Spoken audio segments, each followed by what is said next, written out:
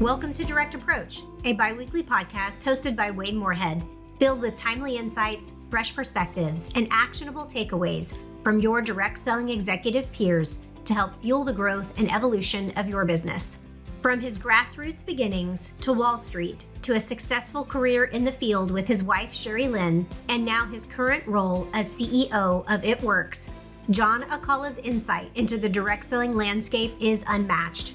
This episode delves into John's strategies for navigating industry shifts with a focus on simplification, technology adoption, and cultivating a vibrant company culture. With a field dominated by young entrepreneurs, in fact, 84% of their field are 18 to 34 years old, John shares actionable insights for engaging this demographic effectively and successfully.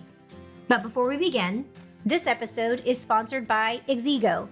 Exego was started by a team of experts that shared a single vision: to overturn the archaic, restrictive model of housing data and create an entirely new kind of platform from the ground up. From your first dollar to your billionth and beyond, Exego's platform scales in lockstep with your global growth, aspirations, and vision.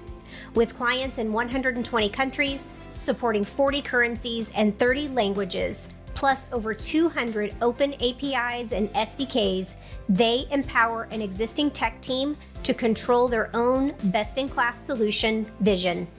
To connect and learn more, visit exego.com. That is EXIGO.com. Now, let's welcome your host, Wade Moorhead, and our guest, CEO of It Works, John Alcala. Hello and welcome to another episode of DSN's Direct Approach podcast. As always, I'm your host, Wayne Moorhead, and today's guest became CEO of a very well-known direct selling company just over a year ago, and prior to that was a very successful equity trader for a firm that managed $40 billion in assets. Really impressive. I am excited to welcome today John Alcala, CEO of It Works Global. John, thank you so much for being here. Wayne, it's a privilege, man. Just thanks for the time and looking forward to a great conversation with you on this podcast. Yeah, us as well. As we kind of mentioned right before we started recording, your DSU presentation about 4 months ago was really incredible. One of the highest rated of the entire conference. And we had so many people asking for more insights and more information from you. So we were super excited to dig in. And thank you again. I know you just, as you mentioned, kind of just got back into town. You're super busy, but thanks for being here today and taking the time. So your origin story and connection with direct selling is really inspiring and really interesting. You first became involved with the business model, with the channel, kind of on the field side. Your wife was one of the very top, most successful distributors there at Work for more than a decade. And you also had the opportunity to help and work the business while you were also doing the equity trading. Can you share a little bit more about this story and the path that led you to the CEO role? It's really fascinating. Yeah, absolutely. It's kind of funny when you talk about my story because I think fascinating is probably a very good way to describe it. Some might even call it just, like once in a lifetime kind of situation. But, we started this business without even knowing that it was direct selling. We were at a place in our life where, yes, I was working on an equity trading desk, but I was for most part, right out of college. And I got that job kind of to push paper, honestly. So it was a very, very entry-level position that we started in. And we had one small child, and it came time for that kid, my daughter, to go into dance class. And honestly, Wayne, we just didn't have it. Like we both went to college. We both did like the right thing to do. And we were on our way to wanting to live the American dream.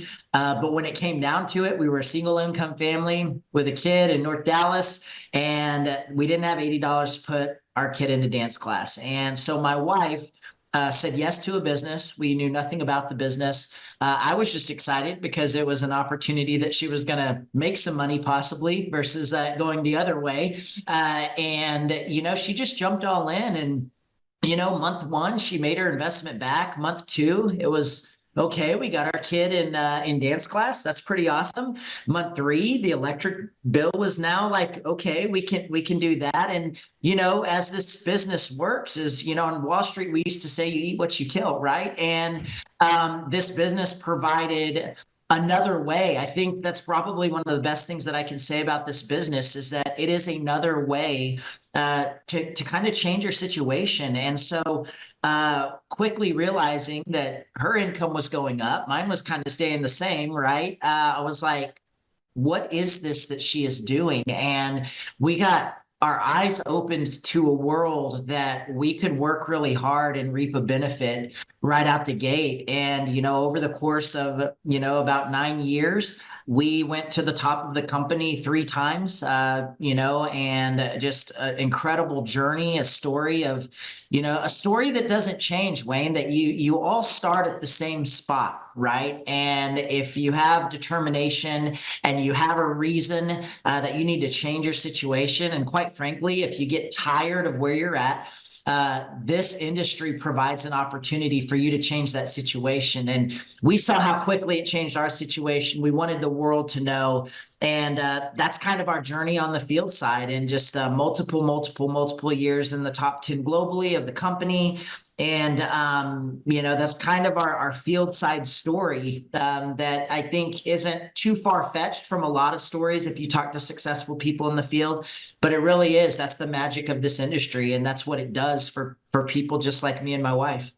Yeah, I love that story. It's always inspiring. And then, as you kind of mentioned, it's a similar story to so many people that have been in the channel. They come in for one reason. I love that it's to make a little bit of extra cash, and the opportunity and the experience turns into something so much more, so much greater, where you have the opportunity not just to impact and change your family's lives, but so many other families and so many other lives as well. And I know that you and SheriLynn really have done that. And it offers such an incredible perspective to be a distributor, to be a brand partner, to be in the field on the front lines, and then have the opportunity to move into corporate. Can you talk a little bit about that transition? Yeah, this is kind of where the craziness of the story happens, honestly, Wayne. But, those who are listening to the podcast, they'll kind of understand the dynamic, right? That when you're successful in this type of business, you get the incentive trips, you get the time with, maybe it's the corporate team, obviously, the CEO and the founder. And, something special just really happened between, I call him Coach, but our founder, Mark Pentecost, over the course of that 9 years. I would go to these, the top leaders meetings. I would get on the golf course with them. And, to this day, I think the reason why maybe his ears perked up a little bit is because I kind of was just as competitive as he was in everything that we did, right? We kind of went at each other in a fun way. But, somewhere along the way, we just really begin to talk and really begin to think about, could we ever possibly work together, honestly, in full transparency outside of this company? Like, we just really enjoyed brainstorming together. We really enjoyed pushing each other, challenging each other. And over the course of kind of like the last, really since COVID something was shifting in my professional career, and it really was COVID. I went from a trading room full of people to, it was a German-owned company. And if how much more stringent, right, Europeans were to the COVID situation. And so, not being able to be in a room full of people, like we were alternating days that I could only be in this day, and, my coworker could only be in that day. And, and we were actually rotating. So I went from this place of kind of life and this place of like energy and camaraderie to really just me sitting in a room by myself with, the CNBC on and just kind of like, it was just a different crazy moment in time. And that's when I begin to think like, man, is this what I want to do the rest of my life? And it just coincided with kind of one of those trips. And I'll never forget what Coach said to me. He said, John, I'm not telling you that it's, going all in with SheriLynn. I'm not telling you anything.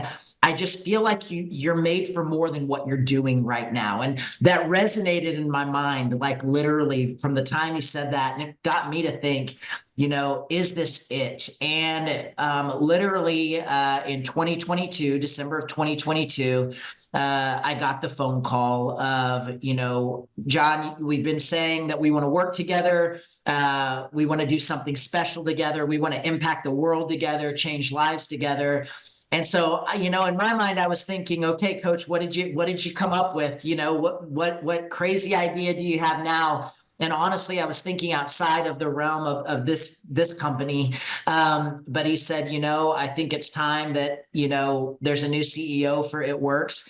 And I want you to really think and pray about it if that person is you. And that's really how the story happened. It was, we knew kind of like there was a buildup. There was something shifting in my life of, man, I don't know that I want to be, working on Wall Street until I'm, 63 or 65. And it didn't feel like there was a light at the end of the tunnel coming out of COVID. And it just kind of lined up and synchronized. And, at that moment, I had to make a decision. It was something that needed to happen really fast. And so that's kind of the craziness of the story, is that my wife was an absolute success in the field. I was able to help her with her business, but, even down to, I have a math degree. I wanted to coach basketball. If you know anything about Mark Pentecost, he was coaching basketball and teaching math when, he went into direct sales, kind of an ironic story. And so the beauty was that I got to learn the field side for about a decade while also having my foot in a very, structured, harsh, honestly, corporate America. And I felt like those two things really, without me knowing it, were preparation for what I was stepping into to lead this company. So it is a fascinating story, if you will, probably not one you hear very often. No, it really is. And it's a really inspiring story, I think, on a lot of levels. One, I think it speaks a lot to Mark and Cindy, the fact that you and SheriLynn were able to develop that level of relationship, that they were really just that accessible and really became friends. Always a coach, but always became friends and had those incredible relationships with the field. I think that speaks so much to the culture that they created and their leadership style. But also that comment that he mentioned to you of, I think that you're really made for something more. And It doesn't mean necessarily that it was better than what you were doing, but he maybe saw something, that there was a different path for you. And for me, that's always so interesting, that these people come into our lives at these, as you look back, these seemingly magical moments, and really just change the trajectory of your life, of the path that you're on. And I continually see that in direct selling. There's so many people that's happened for me, and I love hearing stories of others. And I know Mark and Cindy were that for you, and SheriLynn. Yeah. And it had to be, everybody knows Mark and Cindy. Everybody understands them. We've known them for 20 years. We've been able to, brush shoulders at events and really learn from them. Those are big shoes to fill. Mark's an incredible personality. He's so dynamic. He's so inspiring. Yes. What was that like, coming into a 20-year company, knowing that you were kind of drafting and coming in behind somebody that had such an enormous impact, not just on one company, but on the entire channel? What was kind of going through your mind? What were those emotions? Was it exciting? Was it intimidating? Was it all of those things? Can you talk a little bit about what you were thinking and feeling? Yeah, when he asked the question, we were on a Zoom, and if there was ever probably the worst poker face in history, it was probably when I heard those words, "I want you to be CEO of It Works." And, I've never asked him, but I would assume that I had the worst poker face in the whole world, because, we had been along of 10 years of that journey, right? And seeing the impact that they've made on millions of people. And, it was a mix of all the emotions. And, but at the same time, Wayne, was it overwhelming? Yes. Was it mind-blowing? Yes. Was it like, oh my gosh, what am I about to step into? Absolutely. Was it was it a bit crazy to think about me filling Mark and Cindy Pentecost's shoes? It was more so like, how do I continue a legacy? Like all of these emotions of man, I can't believe it's me, but at the same time, I just heard his words, you're made for more. And I knew I was in a moment in my professional career that I was like, Wayne, I'm 39 years old, a founder of a debt-free company saying, I want you to be the next CEO. In what life does that question really come to a 39-year-old at that moment? And it was a moment that I was really just humbled. I was like, man, who am I to be the one, right? You're on podcasts with the best of the best in the industry. Like your network is massive. I remember at my first DSU, coach kept telling me, hey, I interviewed that one. And I finally turned to him and I was like, can you just stop telling me all the people that you interviewed? But you've interviewed them, them, Mark and Cindy probably as well as anyone in the industry and their legacy and all that. And so it was more just a humbling moment to say, you know what? I'm not going to be able to be Mark Pentecost. He is all the things that you said, but I go back to John, you're made for more. And if I can be the best version of me, I don't have to fulfill his shoes, but I can be the person that continues their legacy. And, I had to keep that mindset that my job wasn't to be him. And, the biggest thing that I think, didn't make, it wasn't easy, obviously, but the thing that kind of gave me just more confidence was I knew he was going to be mentoring me. I knew he was, to this day, from day one, every Wednesday, we could have a meeting for 30 minutes or we could have a meeting for 5 hours, but we have that meeting every Wednesday. And what opportunity do you get to step in as CEO, have the founder have your back, have a family have your back, and all those things came to say, you know what, am I ready? You're never ready, right? You're never fully prepared for any new position that you come into because you don't know what you're stepping into. Am I prepared? I believe that all the things that I went through in life helped prepare me, but am I fully prepared? No. But I knew in the back of my head that I have a founder who believes in me. I have a family who believes in me, and they're going to have my back. And I think those were all the things that were going through my head that, you know what, we're going to do something special together. And I saw, when the history of the company and how he came from being a teacher and coach to a multi-million-dollar business, hundreds of millions of dollars, billions made over the course of the last 22 years.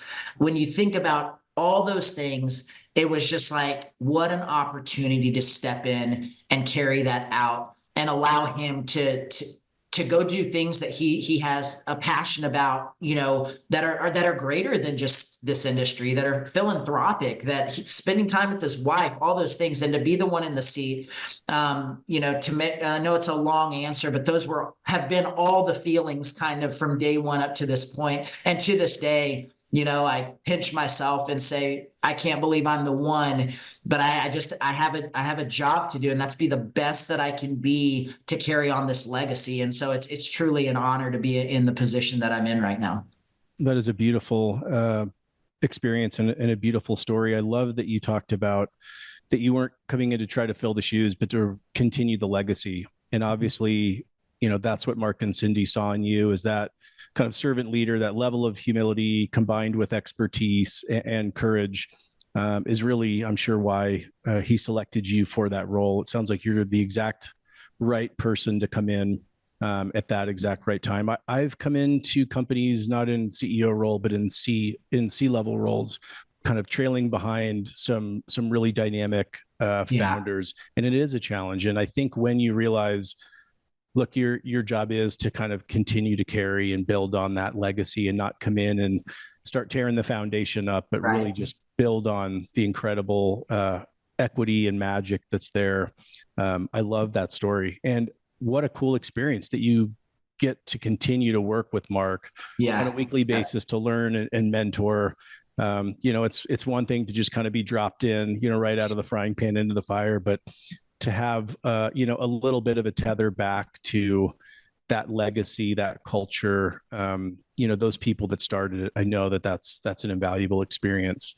And obviously with you and SheriLynn's 10 years, you had an incredible understanding of the company, all the time that you spent with Mark and Cindy and in the field. So you already knew a ton about the company. So I'm sure that before you even walked in the door on your first day as CEO, you had done a lot of thinking about what you wanted to accomplish, how you wanted to approach this. Can you talk about how you looked at those objectives the first 12 months? Absolutely. So maybe looking at like the short term of 3 months, and then 12 months probably seemed really far out at the time, but how did you approach those goals and objectives? Yeah, when I came into the company, from the field side, there's always frustrations, right? It doesn't matter how good a company is, how solid they are. The field, we always had at the time better ideas. Why don't they do this? Why don't they do that?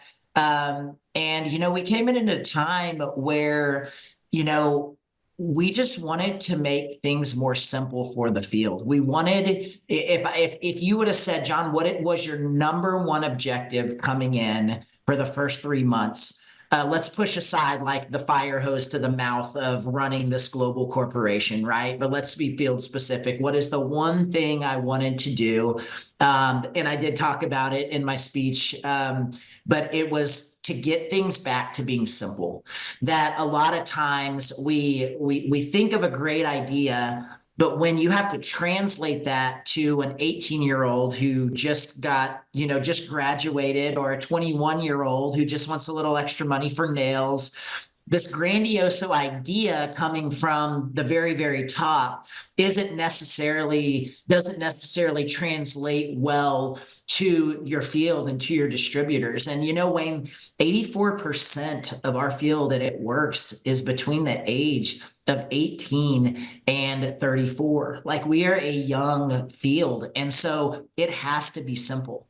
And that was one thing that some changes were made that previous year, that we had kind of got away from like this magic of just duplication and this magic of, I could sit down with you and coffee, and in 60 seconds, I could tell you how to make that extra $150. And so really in a 3-month span on the field side, it was like, we just got to get things simple again. We got to get back to the bread and butter of what makes this industry so well. And it's that you can do it and you can teach it, and you can do it and you can teach it. And so that was a high priority, not just for the first 3 months, but really the first 6 months, is that we honed in on that as a corporate team. We changed a lot of things, and, we had to go through that. There's good change, bad change is change. We all know that, right? But that was really the short-term goal, was like, we got to get the magic of simplification, right? We got to get it back. And so the motto for our entire corporate team and for the field was that simple is significant. And we made that our motto, that simple is significant, that if I can't explain it to my 12-year-old, we're probably missing, right? And that was kind of the litmus test, if you will, of, is this a good idea? You take it to someone who knows nothing about the business, and if they could understand it, you're onto something. And it's not easy to do, right? It's not easy to accomplish, but it's powerful when you can get there. And so on the short term, on the field side, it was really about getting things simple. But then on the corporate side, I have a joke, like I tell it all the time, because when we came on, Mark and Cindy, they didn't just want me, they wanted my family. I'm the chief executive officer. My wife, SheriLynn, is now the chief strategy officer. Stacy, who was top 50 in the company for multiple years, she's the vice president of field development. And then my brother's a vice president of leadership development, and then also handles our philanthropic arm of the company as well. So they wanted our whole family to come on and bring that dynamic in. But, we were walking in, like, if you can imagine, like, what is this corporate team? Like, I laugh about it because, like, what is this corporate team thinking that the founder hires me? And by the way, there's 3 other Alcalas coming along. So we have this joke. It's kind of like a bar joke, like 4 Alcalas walk into a building, right? Like, what in the world's going to happen? But so in that first 3 months, all that to say is I was having to figure out, like, who is my team?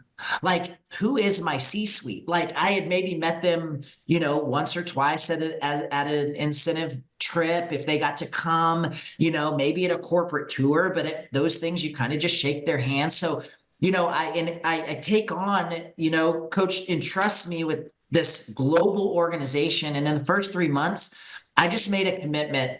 I'm not going to make any changes. I'm just going to learn. I'm just going to absorb. I'm going to see who has something to bring to the table. I'm not going to take anyone's word because everyone has an opinion, right, about everyone when the new regime comes in. And I am like, no, I'm agnostic to opinions. And I want to see who's in my foxhole. So in 3 months, really, there was a heavy load on the field, but then a new CEO coming in. If you're making huge changes in 3 months, I mean, the company's got to be in really bad shape because, I always believe that, and I was trained on Wall Street to do this, that you absorb as much information as you can. But then when you're a decision maker, it's got to be a quick decision and it's got to be an educated decision. So in this side of it, I had a little bit more time. I wasn't trading a stock that's moving every half second, right? So in this situation, I was able to take those 3 to 6 months and really figure out like, who is my team, who has strengths, who brings the ideas, who's not afraid to speak up, and really learn the company, because I had to learn the company before I could make any educated decisions on restructuring, what we need, what we're missing. And so, that's the first three to 6 months, honestly, was focus on the field, get it simple. But then I had to learn my team. And honestly, I'm still learning my team. It's only been a year, right? But I had to learn as much as I could in a very short amount of time. Well, there's a lot of great insights and nuggets in there that I want to circle back to. Yeah. I'll start kind of at the most recent on kind of you're coming in and taking the posture and approach to learn and to listen, where it is a very active process. It's not just sitting back and watching what happens, but it is in taking the information, processing that, connecting all the dots. And again, I think that speaks to your leadership style and reinforces again why Mark and Cindy wanted you in that role so bad. I know on my side, I've seen new CEOs come in, and in the first meeting when they pull everybody together, they start saying, these are all the things we're going to change and do. Right. Like day one. And right. You lose the entire organization, not just the field, but you lose all the employees. And taking your approach has the opportunity to not just have the best outcome, but really build the trust and the culture. So again, that speaks so much to how you lead and how you operate. Another interesting thing in there is on the family front. So they not only got you and your experience and your perspective, but a few other incredible individuals as well, including SheriLynn. And I know that can be challenging. I actually, for a hot minute, worked with my wife at a direct selling company, 6 or 12 months. And, we had to start saying, okay, so what do we talk about at home versus work? And, where are the boundaries? And does it all just bleed and blend together? So I'm curious how you and your family have approached now this new dynamic of not only being together probably 24/7, but really working and interacting and relying on each other in ways that maybe you haven't before. Yeah, no, that's a great question. The beauty of all four of us, myself, SheriLynn, Joey, and Stacy, we are all just completely different. Like, there are not two type A's, right? Like they're not, SheriLynn, she was successful in this industry for a reason, if you will. Like we know what that takes. We know what that personality is. And we know, the ones who are uber successful in this business, they just don't take no for an answer. They're just like, let's go. We have things to do. We'll figure out the details later. I'm the detail-oriented person, amazing. right? Yeah. Stacy, she's like the caretaker. She just wants peace. Like any awkwardness, she just wants out of the elevator or she wants out of the room, And then Joey, he's just like, he was a pastor, for literally since he was 18 years old. So for 20 plus years, he was a pastor. And so he's like a nurturer, right? He wants to find a leadership answer for everything, but we're so just like completely different that we all just bring different perspectives. And so really at the end of the day, I know that like there's that core. And honestly, when coach asked if I would take the role, my biggest concern was them, because they were in the field with us, right? And for him to say, like, going back to kind of a previous moment, was we practically worked together in the field almost every day together. I'm going to miss that. And then when he said, but I want off the other three as well, it was a no-brainer. It was like, this is exactly the moment that we're supposed to go. And so it's awesome. Me and my brother, we travel every week to Florida, Tuesday through Thursday. It's kind of like two college buddies getting to hang out. We never got to go to college together. And so we're there every week. And then SheriLynn and Stacy come once a month. And so we live this life together. Is it hard? Yes, it's hard. Like, I mean, is it hard to travel every week? Yes, it's hard to travel every week, but it goes back, Wayne, to this one concept. And said, this business changed our lives, and it changed tens of thousands in our organization when we were in the field. And we now get the opportunity to where every person in our company is now our team, and every decision we make gets to impact them for good or for bad. And so while there are hard moments and family dynamics and things, we have the ability to put it into perspective of, we have a greater calling, we have a greater responsibility, we have a greater opportunity to make global change. I mean, we're in 19 countries. Like, we get to lead a company that literally can make the world better. And when you keep that as the main perspective and the main focus, the tiffs and the arguments, those things kind of falter. Now, going back to where I know you were probably alluding to a little bit more, from a marriage standpoint, from like, how the heck does a CEO and a chief strategy officer work together who are married together? We work completely different. And, we have our lanes and we cross in each other's lanes, but, we enjoy what we do. And yeah, we, just like marriage, arguments, there's business arguments. And really, though, it's more about when it's all said and done, like, we are making decisions for the good. And we both have the same goal at the end, that, she's fighting for a better price and volume on this product, and I'm looking at profitability and, all the things that go into the dynamic. But are there good days? Heck yeah. Are there tough days? Heck yeah. But if you can really just focus on the main thing, it's all worth it in the end. And it's a lot of fun. And I can tell you this, in this industry, there's no one I would rather be doing this with than someone who understands the field, because that's honestly the magic of why this works. You have this guy here who was on Wall Street for 13 years. You have this powerhouse in the field.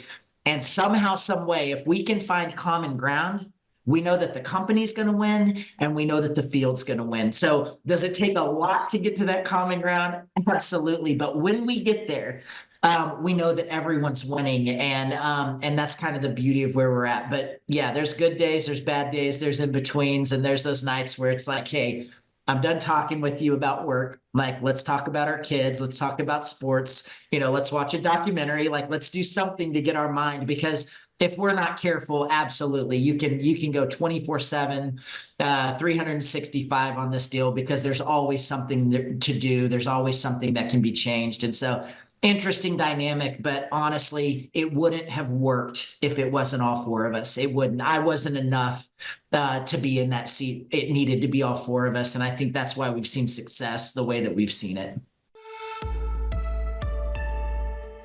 You're invited to join 600 plus of your peers April 2nd through April 4th in Irving, Texas, for the most epic event in channel history. Over the course of 2 days, you'll hear from over 40 industry executives representing over $50 billion in direct selling corporate revenue from stage. DSN's 20th anniversary is not just a time to look back. It's a time to look forward fearlessly. And we are excited to announce that there will be 12 first-time speakers taking the DSU stage in April to help you do just that. While these executives might be new to DSU, they are not new to the channel. They bring a wealth of knowledge, information, motivation, and most importantly, actionable insights that you and your team can use right away to to grow your business forward. So if you are looking forward to hear from new voices with fresh ideas about emerging challenges and opportunities, you'll find all that and more at DSN's 20th anniversary spring event. Go to dsnevents.com to register and to learn more about the speakers and content you can look forward to. Additionally, we're bringing together a dynamic panel of channel innovators, founders and CEOs from Bravenly, Savvy, Chiral, and Bella Grace Global, all generating at least $1 million in monthly revenue and founded within the last 5 years. These startup superstars have achieved remarkable growth through a nimble, can-do attitude and a truly entrepreneurial approach that allows them to stay one step ahead. Don't miss this incredible opportunity to gain these insights and so much more. DSU is free for all active corporate direct selling executives, thanks in part to our event sponsors and DSN supporters. Register today at dsnevents.com. It is amazing. You all have your own superpowers, your unique strengths. It's also great that the four of you always have each other's back. You know that not only is kind of Mark there on, maybe the weekly basis, but that you also have, even outside of your executive team, these people that that you've been in the trenches with, that that you can lean and rely on, and that understand the field. That's something I want to kind of shift into, because again, you and SheriLynn and everybody have such incredible perspective from your time being so successful there in the field. And the third thing I actually wanted to swing back on, I'll kind of move it into the context of, I know you have these guiding principles that really kind of inform how you operate and how you lead. And I want to touch on some of these and get your thoughts on them. And you started to talk about simplicity. So I'd love to circle back. What were some of the things that you wanted to focus on to help simplify things for the field? And I'll kind of caveat it saying, we know in corporate, our intentions are always great. We know we're there to serve and support and help the field grow. And in our eagerness to help the field, we come up with ideas. Let's add this. And, maybe if we just add this, and if we add this program, it's going to happen. And before we know it, we can bury the field in products and programs and all these things, where even though the intention was great, the field's on the other end going, okay, we're drowning in all the stuff that you are putting out. So where did you focus your attention around simplifying? What were kind of those first things that you're like, okay, that's 1, 2, and 3, what I want to tackle from a simplicity standpoint? Yeah, it really started with, because when you're at the top, when you've hit the top of a company now, your perspective has shifted, right? Like you're the 1%, or the top 1%, right? But now you're shifting to those newbies coming in, and you're shifting to trying in a world where affiliate marketing is so big and the side gig economy is so big. You're looking at, why are things the way that they are? And so when we went to look at simplicity, we would ask those questions, because we wanted to understand, why was there this piece of red tape, right? Why was there this little hurdle that we had to accomplish in order to get this? And looking at all those pieces, and then pulling in my C-suite and pulling in the right bodies in the room and saying, okay, now that we understand why there is this rule, there's this red tape, what adjustments can we make on the corporate side to get rid of these little obstacles that are little pain points, little things that, the newbie comes in, they're all excited, they think that they've gotten this extra $50 or this $100. Can we shift something here to remove these here, to just make it easier on the field, right? For them to be able to explain it easier to someone in the field. Like, it wasn't like these landmark changes that we had to make things simple, but it was asking the question, why is it not simple? Okay, we understand we have to run a fiscally responsible company, right? So what other areas can we tweak in order to just get rid of these little things that are a hiccup for our field today? And so that was a huge part of what we did is we just asked a ton of questions to try to understand why things were the way that they were. And then at that point, it was just a negotiation, right? Okay, I'll give you a little bit room here, but you've got to give the field a little bit of room here. And we've actually kept that in everything that we do, whether it's an incentive or a promotion. We pull the team in and we talk about, okay, this is what we really believe will move the needle this month or this quarter or this year. So tell me what we can and can't do. And I always say to our team, and they're the C-suite, they're the best, that when we go into that room, it's a sparring match. That yeah, we're gonna all get beat up just a little bit, right? But then when we walk out of that room, we know that there's a bigger opponent out there, but we're all trained up and we're trying to beat the bigger giant, right? And so we have those moments in there where it's like, well, I get why we can't do this or why we can't do that, but listen, we need to get here. So if we can't do this, can we do this? And those conversations lead to that simplistic message, and that's kind of simplistic unity is that we do have to have a healthy company, but we also have to have a healthy field. If you have a really healthy field, you're not going to have a healthy company. If you have a really healthy company in revenue, you probably don't have the strongest field. So it has to be kind of right there. You have to have that partnership. And so we've worked extraordinarily hard the last 12 months to really create that dynamic between what the field needs, but what's going to keep our company sound. And it's a blast. Like to me, that's one of the funnest parts of the business is those conversations. But at the end of it, then my wife can take that to the field and say, is this simple for you to understand? And if there's even so much as a hesitation, we haven't done our job. And so there's still that dynamic connection to the field that my wife owns, that makes us kind of get it right before we launch it. The field isn't big on surprises. They don't really like surprises because it takes them 2, 3, 5, 7 days to digest. And if it's the wrong surprise, you could throw them off for their whole month. So getting it right before the launch makes things simple. And we do that constantly. It's a part of the fabric of our company now, which was a change that we loved that we were able to bring in. That's great. It's really cool that you answered the question talking about taking the red tape and the roadblocks out from in front of the distributors. Mm-hmm. You could have approached it. I'm sure you looked at all areas of the business. You could have come in with an example of, okay, here's how we're going to cut costs and simplify that way, or here's how we're going to rationalize the portfolio. But I think it's really cool that you went right to, okay, how do we free up our distributors and get all the red tape and roadblocks out from in front of them so they can run really faster. I think that's really cool.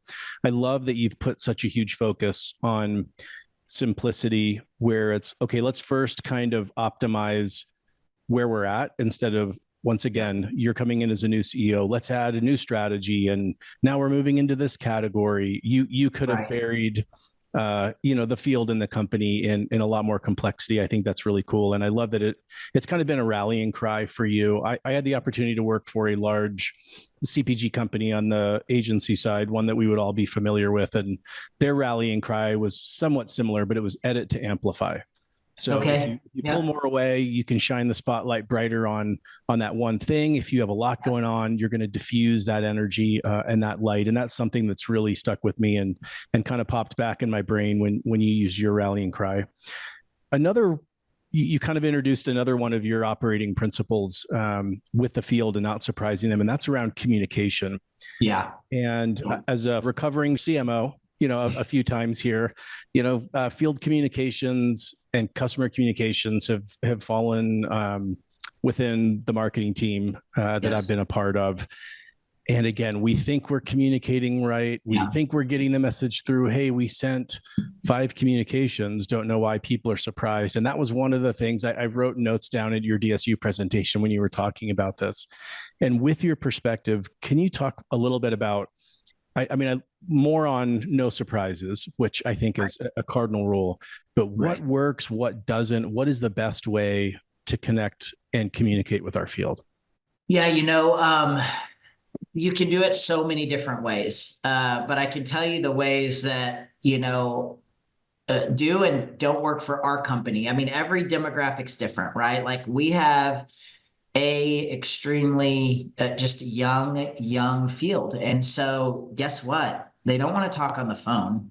They don't check email at all, right? So I mean, they're all on their phones, they're on social media, right? So you have to hit on you just have to hit on all cylinders. And you almost, it's almost like your children at times. It's like they may not hear you the first time or the second time, so you better say it a third time, and I think what we've done, with the help of my wife and Stacy and a really solid training team, is that, we do communicate with top leaders changes that are going to shift or change their business. So what I mean by that is there's announcements that happen, right? That they don't have to change any of their behavior, right? In order to benefit from that announcement. Those are the good surprises. Okay. So when the surprises we love to give our field is a promotion, it's something we're announcing that they literally don't have to change anything that they're doing to benefit from it. Those are the good surprises. Where we have to over communicate is when it is going to be a fundamental shift in their business and we surprise them.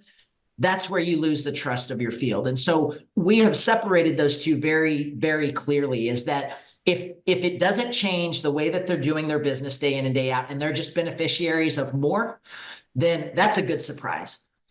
But in the ones that could shift their business, honestly, like let's talk about it. You change the price of a product. Like, they have their scripts, they have, how they communicate with their customers, they have, their pre-written things, they have all these things. That's going to cause them to pause and have to go change some things. You change a pack, you change a system, you change even a smallest piece of a compensation plan, even if it's for their good. Like, they have trainings in place. They have all these things in place that we as corporate don't think of as a big deal, but it's stopping them from enrolling customers and enrolling team members because they have to go adjust their business. Those are the things that we make an effort to never surprise them about. We want to give them, this is how it's coming. This is why we're doing it. We always give them the why behind why we're making a change or what we're doing, what we expect to see out of that change. And so when we talk about communication, there's good surprises and there's not good surprises. We separate the two. We want the good surprise, but anything that's a fundamental or could be a shift in the way that they're doing anything, we want to give them a heads up before that's launched out officially, because then they're adjusted. And when it's announced, they're on their way and they keep their focus. So when it comes to communication, that's one small example of something that we do in order to make sure that we don't set up our field to take steps back when they should be taking steps forward. That's really important. Even the positive surprises still are going to cause a distributor, a brand partner, someone in the field to slow down and acclimate or digest that. So any change is going to impact that duplication model, the speed at which they're running. One of those shifts that just reminded me that I kind of made in my career, being at companies where when you launched a product or a program at convention and you had to keep it a surprise. And it was this big reveal. And we were always a little bit surprised that the field wasn't as excited maybe about it as we were. And it took a little while to realize, like, well, we're spinning them 180 degrees. We've dropped this on them. And by the time they're back up to a great pace, it's convention again, and we're dropping something new. And so I learned to just bring them in months in advance and get the field leader buy-in, and then the field, and have them be ready with all the assets and material and all the ammo that they need to make this successful. That was a big learning. Absolutely. I know that that's something that you've helped champion there as well. Yeah. I want to shift into another guiding principle of yours that you talk about, and that's vision. And we have, the main kind of defined foundational corporate vision. Then there's also the vision that you have as a new leader coming in on, again, how to continue the legacy, how to honor that, how to build that. I'm curious, as a CEO, how have you approached vision in your role? Yeah, it's changed, right? Because coming from the field, like maybe that vision was grow your team by X, or have X many people hit this rank, or you know, have this many from your team in the top whatever globally. Like so, from a field perspective, those we always at the beginning of every year, this was a Mark Pentecost staple that you make a vision board. You write, you make a physical board of, do you want to be debt free? Do you want to pay us student loans? Do you want to buy a home? What rank do you want to be? What's the monthly check you want to see? So, coming from that, and that being ingrained for what we did for 9 years, I just kept that principle, but now it's just completely different, right? When I think about what is my vision for this company, from a corporate side, I want my employees to freaking love coming into work every day. I want them to walk into that beautiful building overlooking the Manatee and say, I can't believe that I get to do this for a living. Now, is it always going to be easy? Are there always perfect days? No, but I want it to be a place that they're proud to say that they work, that the culture in that building is second to none, that they're under a young, hungry CEO that's not afraid to innovate, that's not going to put them in a box or a shell because they're a part of a system. And so one of my visions for corporate is to just continue again what Mark and Cindy laid in that building, but also just encourage innovation and encourage brainstorming, and just cross-functionally allow people to have crazy ideas that you never know what could come from those ideas, right? My vision for the company is, Mark, coach, they went on a heck of a run. Like, I mean, we got to live it on the field side, and I want to experience that on a greater level. Like my vision is that we can do it again in a way that's even bigger than the first time. And we have all the potential in the world, but you have to have a vision to see, this team there. And, I have a vision to see our field, make exponential income. One thing Coach always says is that good people with money do good things. And I believe that is so true today, is that if you create a culture in a corporate environment, it funnels down to the field. We had a CEO summit last month for some of our top 25, some income earners, some builders, which means they had the most promotions in their team the past year, and then some that are just up and comers.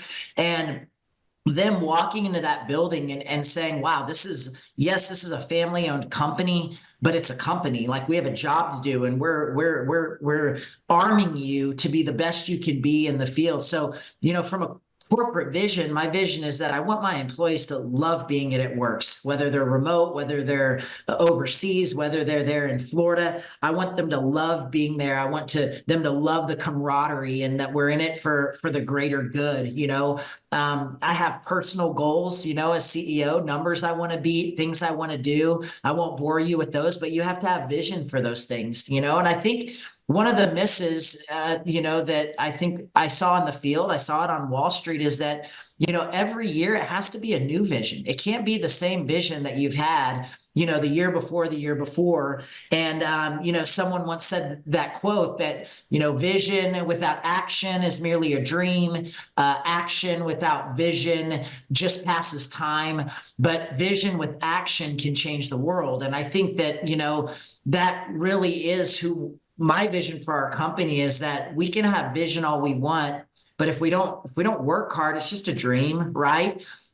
You can have a lot of action, but if you don't have vision, you're just busy doing nothing, right? So you have to have a vision with that action. And when those things marry up, that's when great things happen. And so, that's one of the visions I have for our corporate team, is that we have a vision. We know what our goals are. We know where we want to be at the end of 2024, but our actions have to line up with that. I have, so many just personal visions and dreams that I have that I want to accomplish. But really, those things don't come to pass unless you're in it for the greater good. I'm a firm believer that, yes, I have goals. Yes, I have a vision. But if I can put others first in this company, if I can put my corporate team first, if I can put the field first, my visions are going to come to fruition. It's, my visions being successful are a byproduct of me preparing, allowing my team to be great at what they do, allowing the field to be great at what they do. And in that, the byproduct will be me achieving my dreams and my goals as CEO of a company. And so,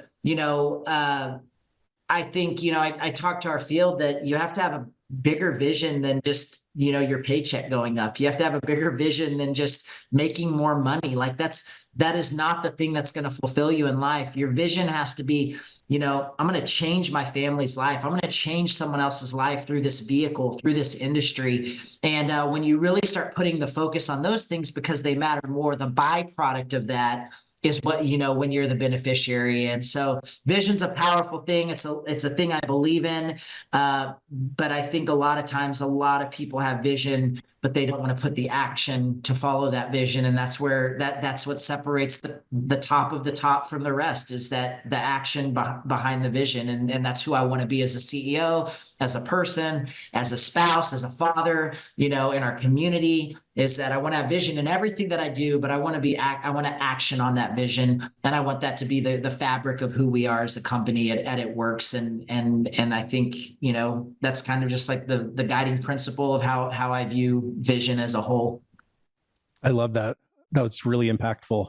And it's so cool that when you were describing that, your focus was on others, on helping others achieve, not what you're going to go do. I'm going to go do A, B, and C and do all these amazing things. But I think it's really cool that your focus was, if I help others achieve, whether internal, external, then we're all going to be able to rise and right. grow together. I thought that was really cool. Mm-hmm. So you also talk a lot about culture, and this can be a word, a topic, an idea that gets overused and misused. But I do think that it is one of the main ways within direct selling that we differentiate. There are so many things, so many commonalities. That's why there's such great collaboration and community. That was a lot of alliteration that I just dropped right there. So there's a lot of collaboration, and it is an amazing community. But culture is really what differentiates, I think, and attracts. It's kind of that beacon that we set out that brings in certain field leaders, certain brand partners. Can you talk a little bit about that and how you view culture, how you cultivate it and build and nurture it within the field and internally? Yeah, that term is thrown around so much, right? We want good culture. We want healthy culture. I was fortunate to be on the receiving side of a culture that had been laid for 22 years, through this family that started this company. And, it's been a privilege to carry out that culture. But, I think probably one of the most under talked about things with culture is that when a company is growing, it's truly hard to keep. It is hard to maintain the culture that you want when you're growing, when you're hiring new people, when you're bringing new people in. All of our employees, different walks of life, different places they came from. So how do you create a culture that everyone really does want to be a part of? And, when we look at culture and we think of culture, it's, what is the motto of our company? What is our creed? What is what is the thing that if someone said, who is It Works? What are we about? When we joined the business back in the day, it's dated now, but it still is awesome. But at the time it's all about friendship, fun, and freedom. That was the three words that we used. And, this past year, we adopted a motto that It Works as a place where passion meets purpose. That we believe that there's nothing more powerful than the human soul on fire. And that comes in a form of passion. But passion without a purpose is just, you're just on fire about something. But when you match passion with purpose, that's where the world gets changed for the better, And so we want to create a culture both in the field and in corporate that, whether it's in your daily job, whether it's, in the field, that you're passionate about one thing, and that's helping others. That even, let's talk from the corporate side, that, you may be a manager of many employees. Your passion should be to help them grow in their profession each and every day, right? Like me as the CEO, my passion is that my my CTO, my CFO, my CSO, that they become better each and every day. I have a responsibility, like our culture at corporate, we have a responsibility to raise people up in their professions, for them to be confident in what they do, to make decisions because they're confident in their decision-making skills, that we don't micromanage people, that we want people to innovate. We want them to thrive. So from a corporate perspective, we create culture by saying, my job is not to tell you what to do. My job is to trust that you are the expert at what you do on a daily basis until you prove me otherwise, right? And if we can create that culture in that building and across the world with our employees, people are going to be more confident in what they do. They're going to be bolder in what they do. One way that we create culture and it works is I'm not big on hierarchy. I don't care if you're a C-level or if you're an entry-level position. We don't have walls. If someone wants to walk to my CTO's department and talk 3 levels down and try to solve a problem, we don't have gatekeepers in our company. We are a business. We are a company. We're a family that I don't have to go through Mike to get to Hannah. I don't have to go through Hendrik to get to Joe. We have a job to do. And part of our culture is we tear down walls. If there are walls around some department or some area, I would venture to say, and people could argue with me, that there's an insecure leader putting up that wall. And so our job is that we don't want insecure leadership, and that's part of our culture, right? Now let's talk about the field side. What is the culture of the field? We want this to be a home for everyone, that anyone who wants to be a part of our company, we want them to feel like they're home. It doesn't matter their background. It doesn't matter the color of their skin, their walk of life. It doesn't matter if they want to make $100 a month or $100,000 a month. We want to be the company that we want everyone to succeed. One of the greatest things I think of the culture of our company is there is no bickering in the top 10 or the top 20, because that's been a culture that's been set for 2 decades, that it doesn't take away from this leader for you to be successful or vice versa. When we are all successful, we all win. And so from a field side, keeping that culture of like, yes, it's friendly competition. Yes, you're trying to be better each and every year, but we will not sacrifice our culture for any reason, because I really believe that our company will never be destroyed from the outside in. It will always be from the inside out. And so you have to maintain that. You have to make it a priority. And that's why we're passionate about it, both in the field and in corporate, is that if you can create a culture where everyone understands that we are all the same, we are all created by the same creator, we all have gifts and talents to bring to the table, that we all do our part as individuals, we are going to be powerful collectively. And that's the culture that we want to create and the culture we want to maintain at our company. So it's something that we're beyond passionate about. That is beautiful. Thank you for sharing that. And thank you for approaching the company and its stakeholders that way. I think that's really beautiful. So you've been there in that role now about 13 months, a little over a year. I'm curious, now that you've had a chance, I'm sure with the holidays and the new year, you had a chance to reflect a little bit and try to catch your breath somewhat. What do you feel, as you look back, have been some of your biggest learnings and biggest surprises? Yeah, I did actually do that way. And it's funny you said that. It was New Year's. It was a late night, obviously waiting for me, a late night, like, making it to midnight at this, at 40 is I should get a trophy for that, or a promotion, rank promotion for making it to midnight. But, it was actually my wife fell asleep, and, I went and I just kind of sat on the couch, and I was just thinking about the year that 2023 was. And, there wasn't one truly key takeaway other than I was really, really proud of what our corporate team and our field accomplished in 2023, because you really have to think about, again, going back to kind of, I'll just call it what it is, the craziness of the situation, right? Someone right? A top income earner and his wife and his two siblings coming in and literally taking a company. And that could have gone a million different ways, Wayne. Like, let's be honest. Like if it wasn't for a corporate team that said, you know what, we're going to give this family a shot, they could all walked out that next day. They just said, Coach Mark Pentecost has lost his absolute mind doing this, and I'm going to go find somewhere else. I'm going to go do that. I think one of the wins was my C-suite. Every one of them said, John, we have your back. Hey, we are going to make sure that this transition, that we win this thing.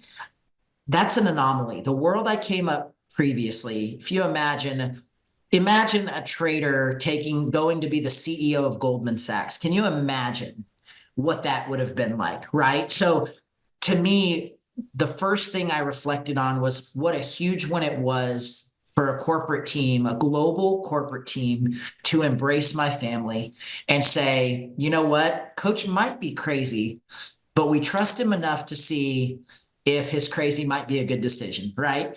And so I believe one of the biggest wins for our company was we had a rally cry at our conference. I literally started on the 2nd. We had a conference 2.5 weeks later. Our rally cry was that we are one, that we're going to unify. And they answered the call to that, And so I reflected on that when I reflected on the field.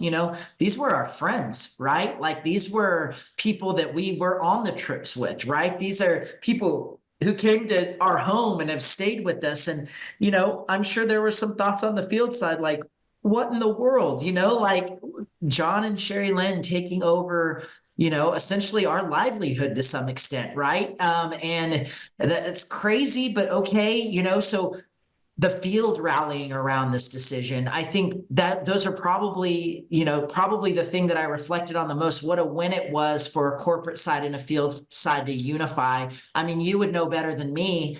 I don't think this dynamic's really ever happened in the industry, right? And so overcoming that, and then not only that, overcoming that, making a ton of changes in 6 months, and then actually seeing growth into the end of the year, which, we're a health and wellness company. That's not peak time. June through the end of the year is not peak time for us to have, a lot of success. So on top of the transition, to have the field come in and adjust to all the changes, if you're saying what is the one greatest accomplishment, I think in 1 year, that would be the thing I hang my hat on, is that this was something, and again, that I have never seen in really any industry, and I don't think in the direct selling industry, that our company and our field not only went through but thrived through. And I'm just really, I'm just dang proud that we did it, and we did it with such grace, and we did unify.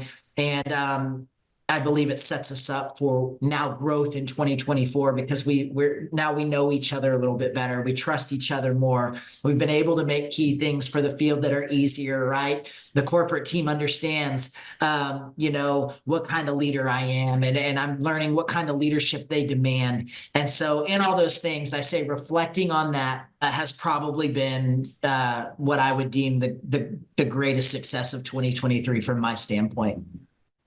That's great. It must be amazing to be able to look back at all that's happened, all that's been accomplished, the trajectory of the company, how everyone from founders to field to employees have been able to really rally and come together. So for the last question, I'd love to kind of zoom out even a little bit farther. Again, you just have such unique corporate now and field perspective.